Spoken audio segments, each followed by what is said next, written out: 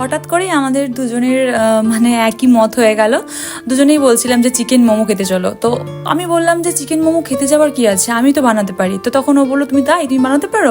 হ্যাঁ আমি বানাতে পারি, আর তোমাকে আমি একবার বানিয়ে খাইয়েও ছিলাম, তোমার হয়তো ভুলে গেছিলো। তো যাই হোক, আমি বললাম তুমি চিকেন এনে দাও, তো আমি তোমার জন্য বানিয়ে দেবো।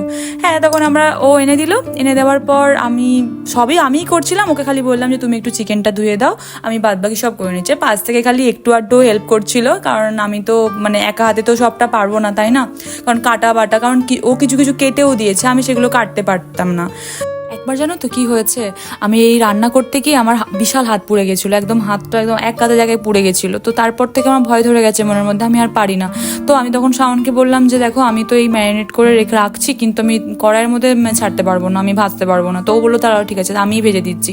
তো ও খুব কষ্ট মষ্ট করে, ও ভয় পাচ্ছিল কারণ ছিল খুব এদিক সেদিক। তো ও বললো যে ঠিক আছে, তো আমি তা করছি। ও কিন্তু পারদর্শী, সব কিছু পারে, ও মেয়েদের কাজ সব পারে। তুমি ও পারবো না করে সব কিছু করে দেয়, কিন্তু আমিই পারি না। যাই হোক, আমি একটা গাধি, এই জন্যই পারি না। ও সব একদম সুপার হিরো আর কি। ও আমি এগুলো বানিয়ে নিলাম, তারপরে মাঝখানে ও এবার এলো নাড়াচাড়া করতে, কারণ আমি অন্যদিকে একটা অন্য কাজ করছিলাম বলে। হ্যাঁ, অন্য কাজ বলতে মনে পড়লো, আমি ময়দা মাখছিলাম, কারণ আমাকে তো এটা বানাতে হবে, লিচিটা না বানালে তো আমি বানাতে পারবো না। ওই কারণে ও একবার, তারপরে আবার ও কি করলো যে তোমার দ্বারা হচ্ছে না, ছড়ো, না হলে হবে না, পাতলা মানে এটা নরম হবে না। আমার যত জোর আছে, ওর যত রাগ ছিল, ওটার মধ্যে একদম ঢেলে দিয়েছে, আমার উপর যত রাগ পুষে রাখতো। তো তার খুব নরম হয়েছে, মানে রাগের লুচি খুব নরম হয়েছে, মানে পুরটা না, কি বলো ওটাকে। যাই হোক, জানো আমি সব খাবার বানাতে পারি, মানে সব খাবার বলতে আমি নিরামিষ খাবার বানাতে পারি না, কিন্তু বাদ বাকি আমি সব খাবার, মানে চাইনিজ বলো, স্ন্যাক্স বলো, চেষ্টা করলে আমি সব পারবো।